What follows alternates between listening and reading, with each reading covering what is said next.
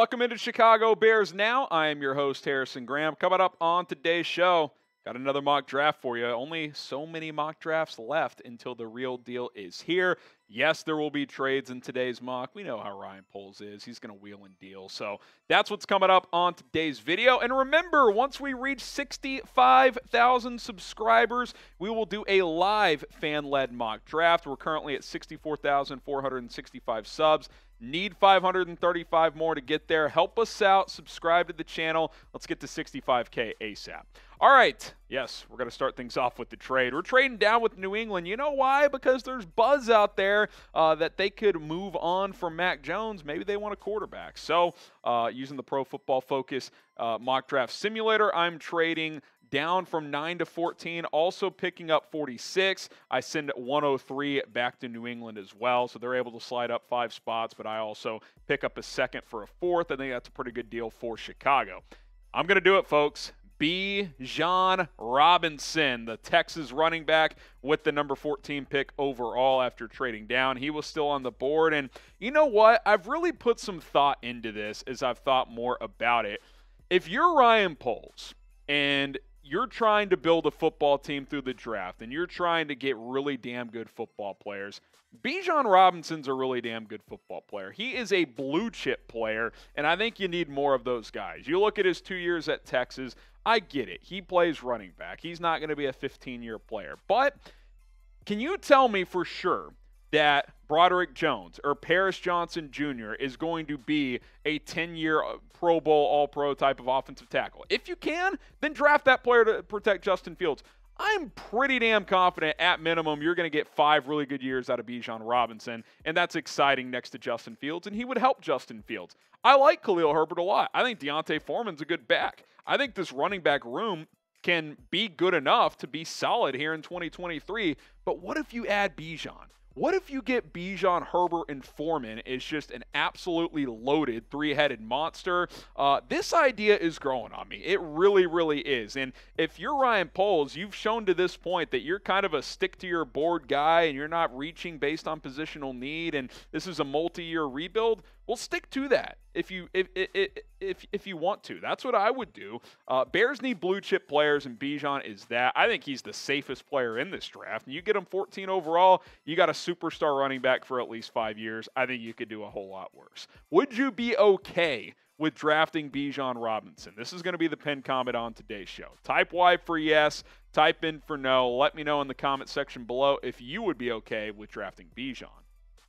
Going to trade down again here, folks, with the LA Chargers. Didn't love the board at 46, so I'm going to trade down to 54, pick up 85 as well, while shipping 46 and 133. So essentially drop down 8 spots, move up almost 50 spots later on. So again, when you look at these draft trade charts, kind of right there on the money for this move. And again, you kind of stay more volume in this top 90 range, which I like quite a bit. So next pick is 53 overall. Then I'll have 54 as well. Tuli, Tuipulotu, it is the edge rusher out of USC, a guy we've talked about a couple of times, and quite frankly, a player that I'm not sure is getting the love that he properly deserves. This guy was so damn productive for USC last year, and it makes you wonder why people aren't talking about him more. He's not the best athlete, but he's good enough. 22 tackles for loss, 13.5 sacks, 2 forced fumbles, 3 breakups. He shed some weight before the combine. He played in the 280s at USC.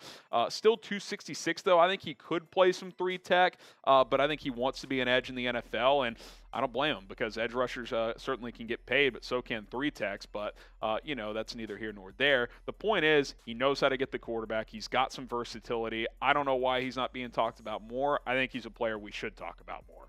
Tyrique Stevenson in the same boat. Now, some people think he could sneak up into round 1, but in this mock, he's there at 54. I think it's really just going to depend. These corners are going to be all over the place, in my opinion. He's got a great athletic profile. His production was good. He was a lockdown corner for the Hurricanes over the past couple of seasons.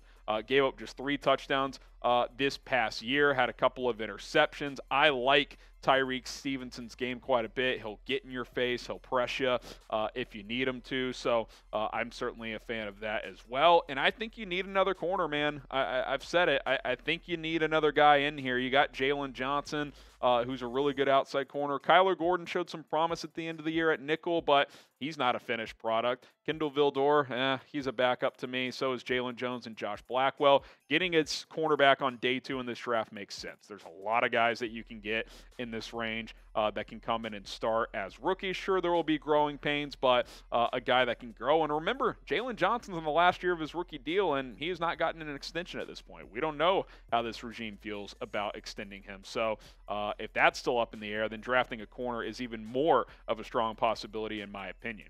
Cody Mauch, the offensive lineman out of North Dakota State, an interesting prospect this year, was at the Senior Bowl, took reps at tackle, guard, and center there as he's trying to be as versatile as possible. Played mostly just left tackle at North Dakota State, but he's got shorter arms. You look at his athletic profile, Math Bomb here, I've told you guys about them. They kind of compile all of the testing data. Again, green is elite, yellow is good, red is poor, but remember, don't overreact to the red on the height and the weight there because Ryan Poles likes lighter, more athletic linemen, and Cody Mauch is that. He does have shorter arms, though, so the question is he a guard? Is he a tackle? Could he play center in the NFL? He's kind of a poor man's Peter Skoronski, really talented, really productive. Obviously, just played at a smaller school, and he's got shorter arms as well. So where does he fit in? Maybe he competes for that right tackle vacancy. Keeanu Benton, the defensive tackle out of Wisconsin, he's moved up draft boards in this draft season. I think he's anywhere from mid-round 2 to late round 3. I get him early in round 3, I think right in the sweet spot for him. He can play both defensive tackle spots, which I really like. He can play some 1-tech, he can play some 3-tech, he can rush the passer, he can stop the run, and we've talked about it a lot. You need guys in the trenches on both sides of the ball, and Benton is a guy who could play on that defensive line. Okay, you look at this next trade here, another trade. I trade down with Cincinnati. They move up 7 spots. I also pick up 131, so drop from 85 to 92. And we'll make that selection here in just a few moments. But first, I want to ask you guys this. Over under, Ryan Poles will make 3.5 trades during the NFL draft. Type O for over, or if you think it'll be less, type U for under. He wheeled and dealed a lot last year. Let me know what you guys think. Today's episode of Chicago Bears Now is sponsored by a new sponsor, Z-Biotics. And folks, let's face it, after y'all hit me with a bunch of super chats on our live shows, I don't bounce back well the next day. That is until I found Z-Biotics. Z-Biotics Pre-Alcoholic Probiotic is the world's first genetically engineered probiotic. It was invented by PhD scientists to tackle rough mornings after drinking. Here's how it works. When you drink, alcohol gets converted into a toxic byproduct in the gut. It's this byproduct, not dehydration, that's to blame for your rough next day. Z-Biotics produces an enzyme to break this byproduct down. It's designed to work like your liver, but in your gut where you need it most. Drink Z-Biotics before drinking alcohol, drink responsibly, and get a good night's sleep to feel your best tomorrow. Give Z-Biotics a try yourself by going to zbiotics.com/chatsports or scan the QR code on your screen right now to get 15% off your first order. It is code CHATSPORTS at checkout. Z-Biotics is backed with 100% money back guaranteed, so if you're unsatisfied for any reason, they'll refund your money, no questions asked. Remember, that's zbiotics.com/chatsports, zbiotics.com/chatsports. Link and spelling is right there on your screen. Use code CHATSPORTS to get the discount at checkout. That link will be in the comments and in the description of this video. Appreciate Z-Biotics once again there. Jaelyn Duncan, round 3, pick number 92, and look, Duncan is all over the place. I've seen him go early, mid, round 2 in some mocks. I've seen him go in the 4th. It's really going to be interesting because he's still kind of a raw, unfinished product. He's a great athlete, but is he a player that is ready to play right now? A lot of people would say no. He also doesn't have the longest arms, 33 inches. It's longer than Skoronski and Mauch, for example. I would play him at right tackle in the NFL. He played mostly left at Maryland. Again, when you're talking about Mauch and Duncan here, maybe you bring these two guys in on day 2. If you don't go tackle in the first round, you say, hey, we'll bring a couple of them in, go compete for that right tackle spot. I'm fine with that. I don't want them to reach at 9. 9. Like, if Paris Johnson's their 13th best player at 9, don't take him there, because you need impactful players right away at several positions. Duncan's got big potential. The athletic profile is there, but he's still raw. I think he could compete for a starting offensive tackle job as a rookie. Again, you could keep Braxton Jones at left tackle. Bring in a Mauch, bring in a Duncan, go compete at right tackle. You could sign someone after the draft as well that could be in the mix. You don't have to force it. Obviously, we all want to protect Justin Fields, and that's a priority, but building the whole team's a priority as well. Kobie Turner, the defensive lineman out of Wake Forest. The best way to describe this guy is he's really just a poor man's Kalijah Cansey. He's kind of a tweener, but he's productive. He looks the part. He is older. He's like 24, so take that into account. That's kind of the best comp I've got for him. He's like 285. Can play some 3-tech, can play some edge. One of my favorite sleepers in this class, Bryce Ford-Wheaton, the West Virginia wide receiver.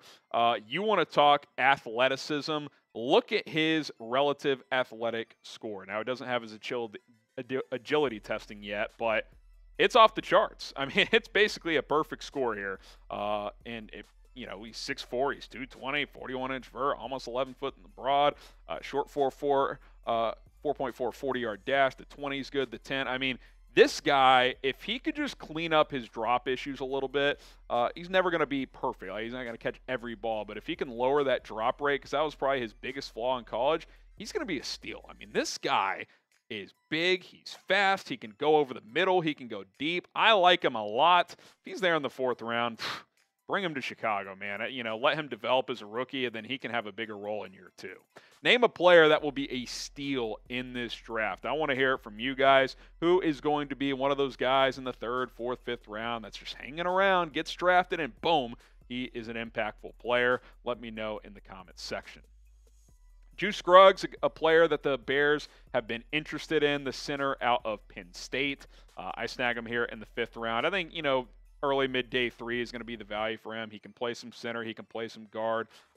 Reports are out there that they are interested in. They have met with him in some capacity. Still not sure if it was an official top 30 visit, but they have met with him at some point in the pre-draft process. That has been reported. It's a guy you'd probably bring in as a rookie, kind of a redshirt year, if you will, get stronger, enter the strength and conditioning program, but then by 24, maybe he's a starting center or guard. Jordan McFadden, the offensive lineman out of Clemson, played tackle in college. I think he's just a rotational backup type in the NFL. But in round 7, it's a steal. I've seen him go 4th, 5th round in some mocks. But you get to day 3, everyone's boards are different. These mocks kind of fall differently. So was able to snag him. And then had to snag my boy Max Duggan in the 2nd to last pick in the draft, I believe, with this comp pick for Chicago. Look, these are the type of guys late in drafts that are worth drafting because it's the intangibles. He's not the most natural thrower, but he does have a strong arm. He's mobile.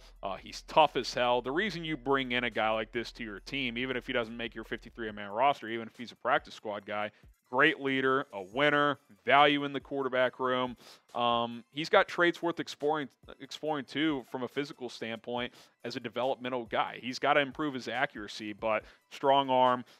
He ran a 4.52 in the 40-yard dash. Like, I'm not going to sit here and be like the cliche, oh, he's Taysom Hill. Like, I'm not saying that. I'm just saying he's got some intriguing traits. You bring him in as a QB3 type and let him compete and see what he can do once he gets into your program. All right, grade this Bears mock draft A, B, C, D, or F. Drop a letter grade down in the comments, and we'll go ahead and recap a little quickly here for you guys. Bijan Robinson on a trade down at number 14 overall. This idea is growing on me. If you disagree, that's all good. I'm just saying it's growing on me. Tuipulotu, the edge out of USC in the 2nd round there as well. Who else did I have here in the 2nd round? For this Bears mock draft? Tyrique Stevenson, number 54 overall. Cody Mauch, 61 overall. Accidentally pushed that ahead for you guys. Keeanu Benton in the 3rd round out of Wisconsin. Jaelyn Duncan there in the 3rd round. Again, was wheeling and dealing some trading here. Kobie Turner, the Wake Forest defensive lineman. West Virginia wide receiver Bryce Ford-Wheaton there in round 4. And then with some later day 3 picks, Scruggs, the center out of Penn State. Clemson offensive lineman Jordan McFadden. And then Max Duggan, the the TCU quarterback as a developmental guy. All right, that's it. Subscribe, drop a letter grade. Draft's getting closer, folks. As we get closer, we will continue to have more draft videos. Appreciate all the support. I'm Harrison Graham. See you guys soon.